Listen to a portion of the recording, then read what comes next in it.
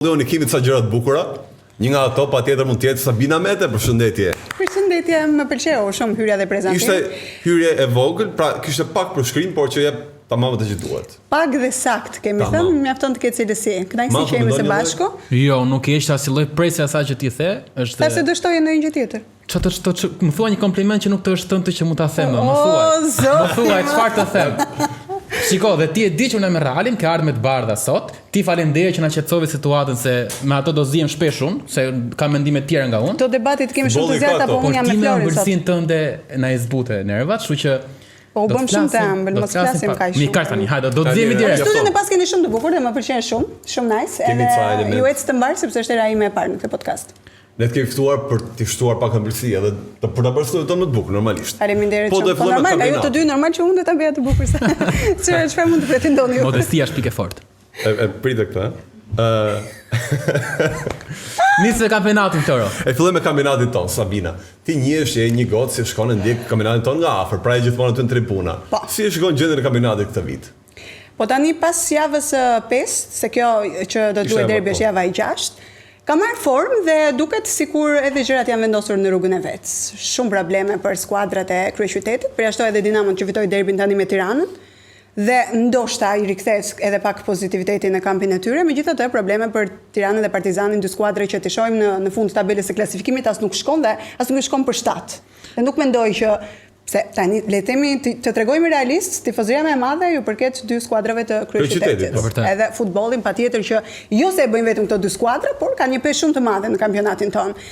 Pastaj po bën mirë Elbasani, po bën mirë Vllaznia, po bën mirë Vora, gjithashtu Teuta, pavarësisht luhatjeve, por duhet thënë që janë edhe ekipet që u ngritën nga kategoria e parë. Për shembull, vlen teksohet Flamurtari që ka bërë investime kolosale me një stadium që javën e kaluar në fakt u hap dhe kishte nga larg duke një pamje magjike, në fakt nuk e dija e pak, jo nuk ishte, sepse kisha punë këtë fundjavë, megjithatë. Atë vdes. E ka pas.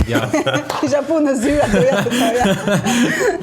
Megjithatë, ka një ngërç derisa të habituohen përsëri se çfarë ndodh këtu. Ka një probleme, kampionati shqiptar mendoj unë, nëse do ta prekim tani apo më vonë.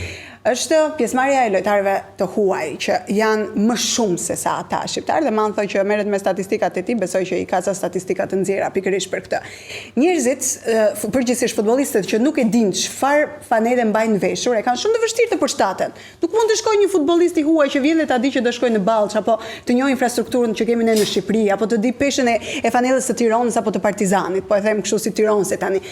Po për qenë saktë edhe për mos përdor zhargonin për të ditur fanellën e Tiranës edhe të Partizanit apo edhe të skuadrave të tjera. Po çfarë mendoj që është problemi që presidentët shqiptar po them nuk fokusohen te akademia, te lojtarët shqiptar, po gjithmonë kanë tregun e huaj përsor. Po kanë dhe ata strategjinë e tyre dhe unë mendoj që më shumë se sa ne nuk e do asnjë president që ka investuar dhe ka derdhur gjithë gjakun, gjithë djersën, gjithë mundjen e familjes, sepse nuk është vetëm se po investon para, investon kohë, investon në nerë, investon në prishjen e qetësisë familjare dhe në çdo gjë tjetër. Dhe e thon shpesh është sakrificë e madhe në fakt që të jesh president dhe të investosh në klubet shqiptare për shumë arsye që ju e dini më mirë se unë. Si ka lënë ky pasioni jot për gazetarinë sportive, për sportin? Si e ke filluar në fillim? Ti e ke mbyllur shkollën e lartë këtu në Korçë? Më trego pak se jam kurioz. Dgjoj. Më kujtohet gjithmonë një intervistë Aleksandër Gjokës që thonë, më ftojnë për podcast. Po mirë tani. Dhe më pyesin kështu ashtu. Unë kam studiuar gjimnazin, e kam përfunduar në Korçë, e pastaj studiova në gjuhët e huaja 3 vite gazetari dhe komunikim dhe pas një master shkencor marrëdhënie me publikun. Po ke pas pasion sportin në fillim apo? Po patjetër, kam ndjekur që e vogël, jemi familje që kemi dashur gjithmonë futbollin, ka marrë babi në shkallët e stadiumit shumë të vogla. Edhe vllai gjithashtu ka qenë futbollist për një kohë shumë të gjatë deri me mosha tu 19 me ekipin e Skënderbeut. Kështu që kur më dha mundësia, patjetër që më pëlqente. Shiko, është e veçantë të punosh me meshkujt do thoja, por akoma më e veçantë që të jesh në një treg ku ka shumë pak veta ke mundësi më shumë për të shkëlqyer, sesa në një botë tjetër që ka shumë pa dashur të thyej askënd, ka shumë gazetar të politikës, të ekonomisë, ka shumë gazetar që mbulojnë socialen, por ka pak gazetare vajza që mbulojnë sportin. Tani janë shtuar pak më shumë se sa në kohën kur kam filluar unë, se kam 10 vite, po bëhet një dekadë për pak që kam filluar në këtë profesion. Megjithatë, mendoj që është bukur që janë shtuar edhe goca më shumë. Mendoj që është bukur që ka një lezet tjetër që t'jenë. Kështu që a mendon ti Sabina që parajgjikohen gocat futbollit shqiptar, pra kur është ideja që është një gocë që prezanton apo është moderim? Moderatorët? Po. Patjetër. Pra po thuhet që okay, nuk merr vesh futbollit direkt. Thuhet gjithmonë. Patjetër. Paragjikohet me drejt apo drejt, se është pyetje edhe kjo. E vërtetë është kjo, po e di pse ndodh, sepse është shumë e vështirë që unë kur moderoj dhe kam 4 specialistë në studio, nuk mund t'jap mend unë. Unë do bëj punën time si gazetare, unë nuk jam specialist e futbollit dhe këtu ngatrojnë njerëzit. Ama nëse unë do hy dhe do bëj si eksperta, edhe kur kam një ekspert futbolli aty, kjo nuk më shkon me mua, pastaj edhe këtu ndahet profesionalizmi i gazetarisë deri ku do qëndroj edhe tek pyetjet që bën dhe çdo gjë tjetër. Kështu që nëse secili bën atë rolin e vet dhe qëndron aty ku duhet, patjetër që gjërat shkojnë mirë dhe ti profesionalisht përfaqësohesh më mirë. Unë kam pasur gjithmonë këtë parim që unë patjetër që edhe kur kam qenë në emision, kam lexuar pafund, por unë nuk jam një ekspert e futbollit dhe të kuptoj ashtu siç e kupton futbollin një burr, një specialist futbolli. Nuk mund të krahasojmë dhe nuk mund të pretendoj që ta arri këtë gjë. Ama dua të jem gjithmonë korrekte në pjesën e moderimit. Unë nuk jam nga gocat që ngatrojnë të ftuarit në studio, se kjo ka ndodhur. Po patjetër që ka ndodhur, që ngatrojnë emra dhe çdo gjë tjetër, nuk e din se të pëlqeu apo jo. Kjo s'te erdhi shumë mirë më duket, po çfarë them unë tani? Jo, më pëlqeu. Po. Se ma the ato që të mendosha unë, pra ne po them. Po pra, po çfarë do thoje ti? S'do ta thoj unë, ti je shumë bukur. Jo, këtu s'ka filtra, kështu që le të flasim tamam. Kjo është e vërtetë ka ndodhur. Patjetër që janë goca të reja, do mësojnë, ju ka ndodhur dhe meshkujve. Është mirë, kjo nuk është një zakonisht thonë që mos jep këshilla kur nuk kërkohen, po patjetër që është mirë që të merret informacion, të punohet, pak të lexohet, sepse në fund të ditës del me fytyrën tënde aty në televizor dhe ata njerëzit që të ndjekin, patjetër që nuk e din fare çfarë hallesh dhe çfarë ke pasur, ke lexuar apo s'ke lexuar sot, po ama për respekt të atij zotrisë apo zonjës si të ka ardhur, patjetër që duhet të kesh një informacion. Jo vetëm për këtë, por ngatresa emra futbollistësh, ngatresa emra ekipësh, gjëra elementare që ti thua i dëgjon dhe pastaj thua që jetë tek një komunitet me këta njerëz. Tani futbollin unë e di që do shuron. Po futbollistët, a ke ndonjë lloj pëlqimi më tepër për ata apo ndonjëherë bezdisin? Unë nuk kam pasur asnjëherë një të dashur futbollist. Edhe doja. A kanë tentuar? Po ta doja, besoj do ta kisha pasur se mendoj që i kam aq aftësi sa ti marr gjërat. Dua siç kam marr gjërat e tjera që s'kan qenë futbollistë. Jemi shumë dakord këtu. Kështu që çfarë do doja? Kanë tentuar mjaftueshëm futbollistët? Po jam pak tipi i vështirë. Nuk është kështu kaq kollaj, megjithatë patjetër, nga të martuarit tek të pamartuarit, nga e them gjithmonë se s'dua të bëj ndonjë deklaratë që më shumë se sa duhet, se më marrin ndonjë përkot këto siç më mori që s'ka burra dhe shkoj kështu. E gjova dhun deklaratën e burrave. Po, ishin prekur shumë. Po prekën se realisht nuk e kanë kuptuar dhe ndonjëherë ndonjëherë edhe keq kuptohem, dua të them, nga ato që them, sepse jo të gjithë e kanë atë zuarsin për të kuptuar atë çfarë duhet thuash dhe kur bën ironin. Kur e thash unë këtë, patjetër që shqiptarët ignorant, jo të gjithë, le ta specifikojmë, u prekën dhe kujtojnë çdo gjë e lidhen me seksin. Dhe kujtojnë sikur unë e thash që nuk ka burra sepse nuk janë aq të fuqishëm në shtrat, ta themi troç fare në fjalor në zhargon. Dhe u prekën të gjithë, lexoja mesazhe, merret mesazhe, komente pafund. Kur thash nuk ka burra me 2 r, patjetër që nuk mund t'i fusësh në një kallup të gjithë, por kur flas për burra me 2 r, nuk e kam fjalën për burra të mëdhenj, burra të fuqishëm, por kam fjalën për burra, për pjesën e njerëzve që marrin përgjegjësi mbi supe. Kur flas për burra me 2 r, për ata që janë të maturuar, për t'i dalë ballë çdo gjëje, për ata që e dinë se si është jeta, e dinë se çfarë kërkon një grua në jetë, e dinë se si është të ndajnë karrierën nga dashuria dhe nga çdo gjë tjetër. Kështu që kur flas për këta burra, e kam fjalën përgjegjësinë që marrin njerëzit, përgjegjësinë e fjalës të dhënë, përgjegjësinë e atyre që thonë dhe bëjnë. Kështu që të mos shqetësohen fare shqiptarët, sepse kur i le të preken, çfarë të bëjnë tani? Sabina në fakt përveç se mbulon shumë kampionatin shqiptar, je edhe ndër ato bukuroshe që mbulojnë dhe kombëtarën tonë. Të lutem se kur më thua je ndër ato bukuroshe, më duket sikur jam vetëm një bukuroshe që mbuloj. Je ndër vajzat që merr shumë vesh nga futbolli, por je edhe bukur për fatin tënd. Po hama të thuar dhe bukuroshe ta marrin për ters. Dgjoj, po unë mbuloj ekipin e kombëtarës prej në marsin që vjen, unë bëj 10 vite që mbuloj ekipin e kombëtarës. Si është aktualisht kombëtarën tonë? Është në udhën e duhur dhe është prag sfidës me Serbinë. Dhe a ka burra me 2 r për Serbinë apo? Kjo është shumë e vështirë. Sa dati duhen rrët shumë. E kam prerë biletën që herët për të ikur në Beograd. Ndeshja u shtyp patjetër dhe ne do na digjet ose nuk e di cilat do jenë planet në vijim të asaj ndeshjeje, patjetër që do jem prezente në stadium. S'me sa kam pasur mundësi, kam qenë pjesëmarrëse kudo. Nuk kam munguar në asnjë ndeshje të kombëtares shqiptare që ka luajtur në shtëpi. Jam përpjekur ta ndjek edhe jashtë. Situata nuk është më e mira e mundshme, le të mos bëjmë tani kot për fasad këtu dhe këtë e dim të gjithë patjetër, nisur edhe nga sfidat e fundit që pam përballjen me Letonin, po dhe një miqësor me Gibraltarin dhe sigurisht që është shumë e vështirë që të gjykosh ata futbollistë që luajnë aty, po edhe një trajner që merr komente dhe kritika nga të gjithë kur nuk ecin rezultatet. Është po e njëjti që na çojnë europian.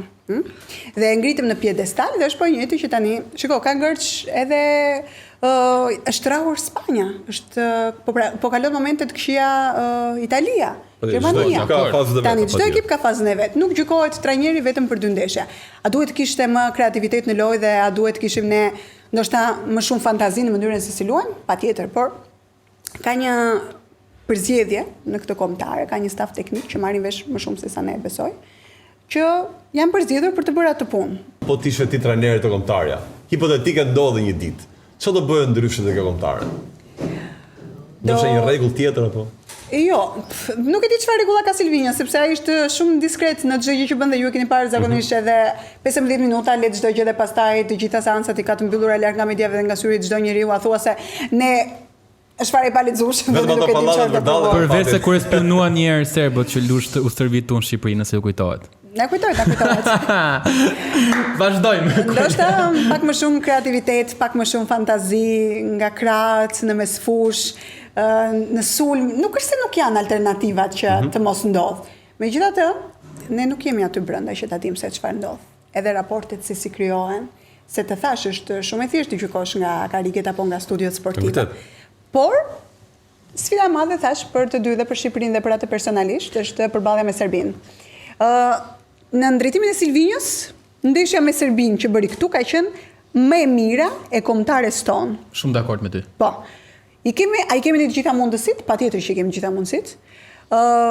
Ndoshta ndryshimi i stadiumit dhe është në favorin tonë për shkak të presionit dhe çdo gjë ndikon më mirë për ne që gjithsesi kisha lexuar disa komente të tifozëve të huliganëve që janë gjithmonë që mbështesin Serbinë, që do të jenë prezent dhe nuk është asnjë problem që ata do të bëjnë thjesht 3 orë rrugë nga Beogradi në Leskovac. Tani, a do të përsëritet historia, a do të kemi një tetor të dytë? Shpresoj shumë që jo, dhe që shiko, të mos bëjmë tani filma kot se të gjithë e dimë se çfarë përmban kjo sfidë. Përveç futbollit dhe çdo gjë tjetër që prek shqiptarët dhe ata të Kosovës më shumë dhe çdo gjë që ka ndodhur në 2014. Është më shumë se sa nga ana e fushës së lojës, ne mbajmë presionin në anës emocionale.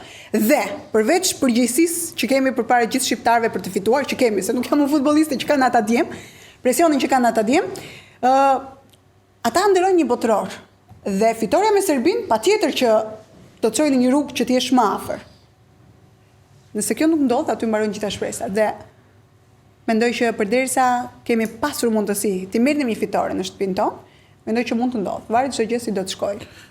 Shpresoj mos kemi përsëritjen tetorit të dytë. E ke ndjekur që ballisti që hapi dronin atje. E kam ndjekur, po bën një numërim mbrapsht në rrjetet sociale. Unë nuk jam për këto dhe bëra çeferim përpara disa ditësh intervistë. Dhe e pyeti një nga gazetarët, mos gaboj, kemi qenë së bashku. Kemi qenë. Dhe i tha pikërisht për incidentet. Dhe ai u përgjigj në mënyrë korrekte dhe i tha, më vjen shumë keq që disa idiot duan që ta përdorin futbollin për filozofitë e tyre dhe mendësitë e tyre idiote. Dhe kjo është realisht. Tani po luhet futboll, le të luhet futboll. Le të mos e bëjmë kaq të thjeshtë dhe ta bëjmë sikur është fushë me trëndafila, sepse të gjithë e dimë se çfarë signifikative ka kjo për kombëtarin ton, për ne si popull dhe për çdo gjë tjetër. Por të mos japim dhe mesazhe të gabuara, të mos i kthejmë këto ndeshjet e futbollit për të përsëritur gjëra që të marrin konotacione të tjera. Për çfarë po numëron ballist Morina në numërimin mbrapsht? Ndoshta ka përgatitur një dron të dytë? Aq të larta sa do të jenë masat e sigurisë, askujt nuk i intereson një tranzit tjetër. Ndoshta ka menduar diçka tjetër që ne nuk e dimë ende. Po për shembull, çfarë ndoshta? Nuk e di, unë preferoj të ma shfërnej fantazinë ballistit. Tani ka 10 vite të kombëtarja pranë. Momenti më i bukur që mban mend nga kombëtarja, di që ka shumë, ka 2 kualifikime në këto 10 vite, po ai që mban mend më shumë. E para njërë është sfida e Italisë, kur u bë goli aq i shpejt në në Gjermani. Mendova pak për Genoa në tërë. Edhe kualifikimi në ndeshjen mos gaboj të fundit me Armenin, duket se duani me Moldavin, mos gaboj.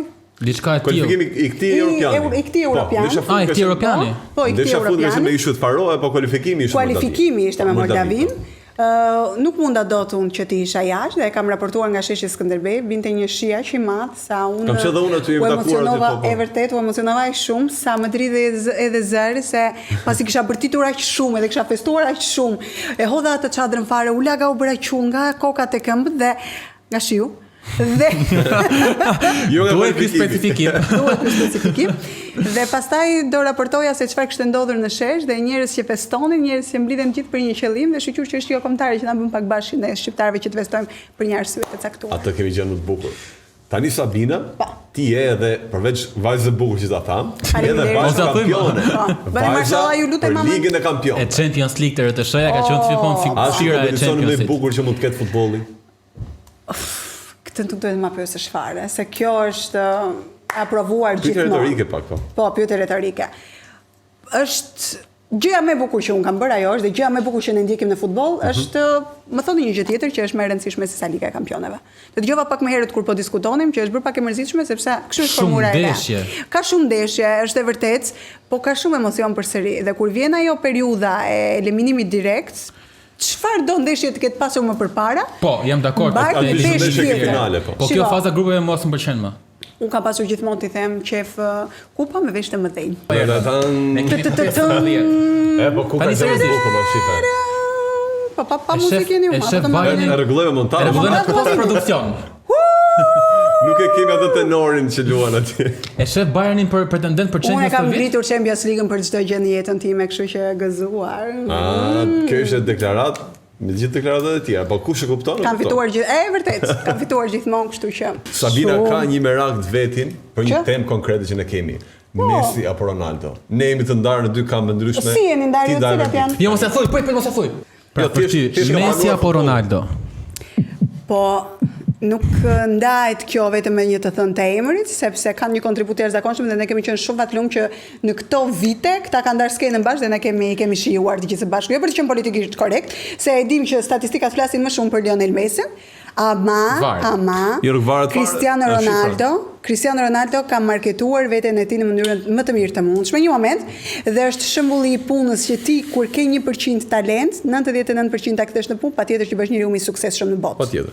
E di çfarë thoshte Patrice Evra në një nga rrëfimet e tij në një nga intervistat që besoj e dini dhe thoshte e ftuam në shtëpinë e Rio Ferdinand për të luajtur ping-pong dhe ai humbi. 2 javë më vonë shkoi bleu një ping-pong në shtëpi, u stërvit dhe i ftoi në shtëpinë e tyre derisa i mundi. Egoja e një njeriu të smur, ego e të shmendur për të qenë i pari gjithmonë. Dhe thot gjithmonë, kur garojmë që bëjmë not me Georginën, ajo më thot gjithmonë që më lër të paktën vetëm për pak ego dhe unë edhe kur ma kërkon nuk e le. Kur bëj not? Kur bëjmë not dyshoj shumë. Ka qenë ndryshim.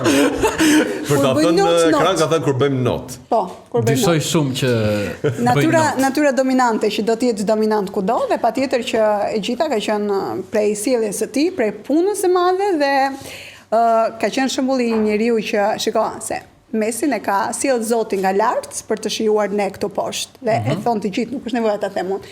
Kurse Ronaldo, një djalosh i vogël që mua shpesh më sjell në mendje edhe atë shprehje që ti nuk je shëmtuar, ti je i varfër. Ke patur shumë ka nisur edhe nga pamja e tij, por që me kohë njeriu përmirësohet. Do të thotë ti po të jepë një votë për topin e art këtyre dyve, ku do e jepje? Po, topi art ka disa kritere, por shumë nëse të kisha e kanë marrë e ndanë për më shumë se sa një dekadë skenën së bashku dhe atëherë kishte emocione. Sabinës ti këtë duhen kombëtare shqiptare për të kaluar botror. Këtë fushë. Një këto diletar. Vasha se hap ekran fare tani. Po më zgjidh këtë, po më tash ti bësh pasaportën. Këtë dohen kombëtare. Ne këtë zbulonti. Me aq probleme sa kemi ne mund na zgjidhni ndonjë gjë Messi. Messi Ronaldo ka nevojë për lojtar të organizojë. Është mes lojtari më i mirë. Messi ta nxjerrë. Nuk thash që është patjetër, shiko, statistikat flasin për atë, është ai është talent. Nuk e bëj dot ndarjen se nuk bëhet ndarja me një të rëndë, po, nuk bëhet ndarja me një të rëndë lapse dhe të viun tani të bëj ekspertën për dy njerëzit më me influencë në botë dhe më të mirët në historinë e futbollit. Atëherë, Messi Ronaldo nuk i ndau dot.